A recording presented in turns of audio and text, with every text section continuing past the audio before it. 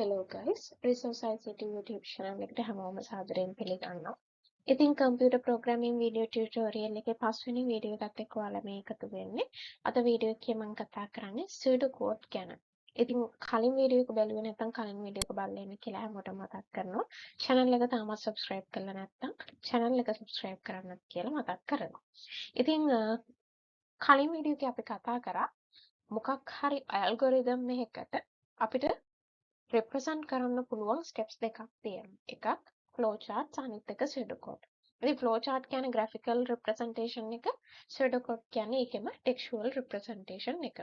ඉතින් දැන් අපි බලන්න යන්නේ කොහොමද මේ textual representation එකට යන්නේ කියන එක. අපි මොනවද ඒක use කරන key terms, කොයි විදිහටද අපි ඒක ලියන්න ඕන කියන එකයි කතා කරන්න යන්නේ. code එකක් ලියනකොට අපි follow කරන්න ඕන key terms වගේක් තියෙනවා. මුලින්ම begin end.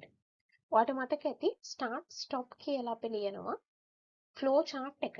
ඉතින් ඒකම තමයි අපි මේ begin end කියන words දෙකෙන් pseudocode එකක පෙන්වන්නේ.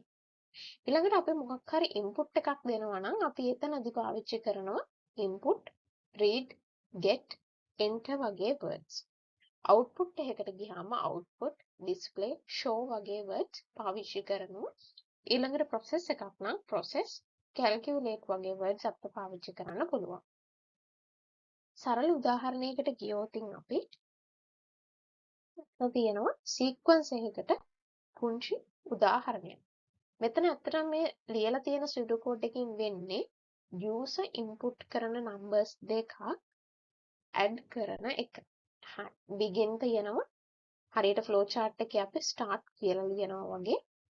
read two numbers දෙකක් create කරන්න කියනවා. මේ numbers දෙකට අපි variable names දෙකක් create කරනවා. ඉතින් පළවෙනි වීඩියෝ එකේදී මම කතා කරා variable එකක් කියන්නේ මොකක්ද කියලා. ඔයගලන්ට variables ගැන idea එකක් නැත්නම් variable declaration ගැන first video එක බලන්න කියලා මතක් කරනවා. ඉතින් අපි ගත්තම RAM එකේ create වෙනවා spaces දෙකක් n1 කියලා සහ n2 කියලා. ඊළඟට වෙන්නේ user ගෙන් ගන්න numbers දෙක මෙන්න මේ දෙන්නගේ store කරනවා. අපි හිතමු 2 8 කියන numbers දෙක තමයි user enter කරන්නේ. ඊළඟ step එකේ වෙනවා add n1 n2. n1 ගේ සහ n2 කියන මේ memory දෙකේ තියෙන values දෙක add කරන්න කියලා කියනවා. ඊට පස්සේ total එක display කරන්න කියලා කියනවා. ඉතින් මෙතනදී තව total කියලාත් හැදෙනවා memory එක. එතකොට මොකද වෙන්නේ 8 සහ 2 add කරලා total කියන memory එකේ 10 කියලා එයා store කරනවා.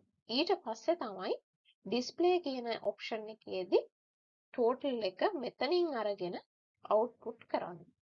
ඔන්න ඔය විදිහට තමයි අපි සරලවම pseudocode එකක් ලියන්නේ. ඉතින් මේ දීලා තියෙන pseudocode එකේ read two numbers කියන්නේ input එක, add කියන්නේ මෙතන process එක, output කරන එක තමයි මේ display කියලා කියන්නේ. හරි. එතකොට මේ දේම තමයි මෙතනත් මම පෙන්නලා තියෙන්නේ. මෙතනදී මම total කියන එකට වෙනම variable එක අරගෙන total n1 n2 කියලා පාවිච්චි කරලා තියෙනවා. මේ ක්‍රම දෙකම හරි. ඔයාලට මේ දෙකෙන් කැමති ක්‍රමයකට යන්න පුළුවන්. එතකොට මේ තියෙන pseudocode එකට මම සරලව flow chart එකක් ගන්නොත් අපිට අඳින්න පුළුවන් start. අපි input එකක් ගන්නවා. ඒක නිසා අපි parallelogram shape එක පාවිච්චි කරනවා. අපි මෙතන ලියනවා read two numbers.